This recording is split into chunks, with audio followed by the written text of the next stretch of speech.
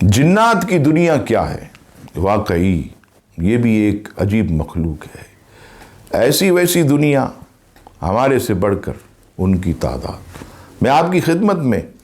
مختصر عرض کرتا ہوں، بہت آپ کو لطف ملے گا، سنیے گا اسے۔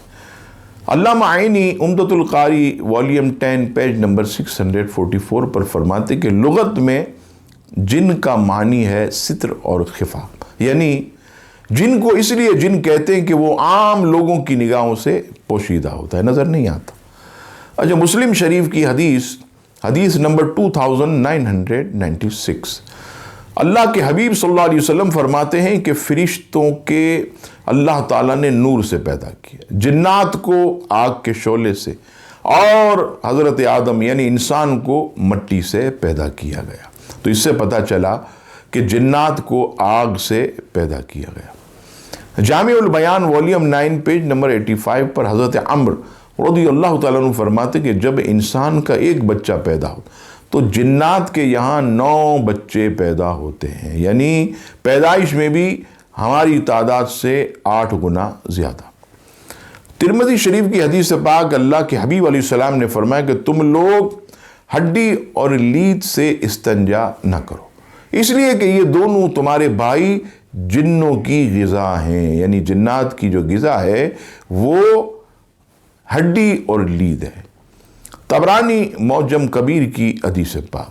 حدیث نمبر 1143، رسول اللہ صلی اللہ علیہ وسلم نے فرمایا کہ جنات مسلمان اور مشرک جنات مجھ سے انہوں نے درخواست کی، یعنی رہائش کی، کہ کہاں رہیں۔ تو حضور علیہ السلام فرماتے ہیں میں نے مسلمان جنات کو ٹیلوں اور چٹانوں میں جگہ دی اور مشرک جنات کو پشت زمین یعنی گڑھوں، گھاٹیوں اور غاروں میں رہنے کا حکم دیا۔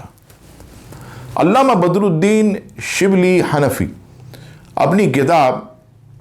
جنات کے احکام میں نقل فرماتے ہیں کہ جنات سانپوں، بچھوؤں، اونٹوں، بیلوں، گھوڑوں، بکریوں، خچروں،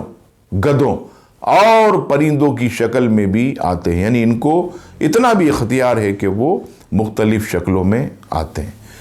امام ابن حجر مکی فتاوی حدیثیہ میں لکھتے ہیں کہ جنات ہر چیز میں شریعت کے مکلف ہیں، یعنی مسلمان جنات، کافر بھی ہوتے ہیں۔ اب مسلمان ہیں، نماز، روزہ، حج، تلاوت یہ ان کو کرنا، علوم دینیہ یہ انسانوں سے سیکھتے، اگرچہ انسانوں کو پتہ نہیں چلتا۔ امام جلال الدین سیوطی علیہ رحمٰن نے ایک مایہ ناز کتاب لکھی، اس میں جنات کے کافی انہوں نے طریقوں کو بتایا۔ اس میں فرماتے کہ جس گھر میں لیمو ہو، لیمو آپ جانتے ہیں جسے ہم لیمبو بھی کہتے ہیں اور پنجاب میں نیمو کہتے ہیں، جس گھر میں لیمو ہو وہاں جنات نہیں آتے۔ امام سیوطی تفسیر در منصور میں فرماتے کہ حضرت ابن عباس کا ارشاد کہ جنات کی بھی روحیں قبض ہوتی ہیں، یعنی جس طرح انسان مرتا حضرت ملک الموت اس کی روح کو قبض فرماتے، اسی طرح جنات کی بھی ارواح یہ قبض ہوتی ہیں۔ علامہ بدر الدین عینی علیہ رحمہ عمدۃ القاری شرح بخاری میں حضرت ابن عباس رضی اللہ تعالیٰ عنہ کا ارشاد نقل کرتے ہیں کہ آپ فرماتے ہیں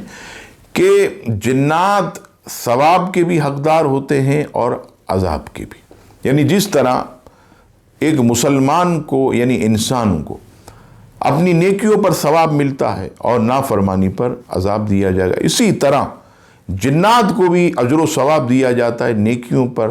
اور اللہ کی نافرمانی پر انہیں بھی عذاب دیا جائے گا۔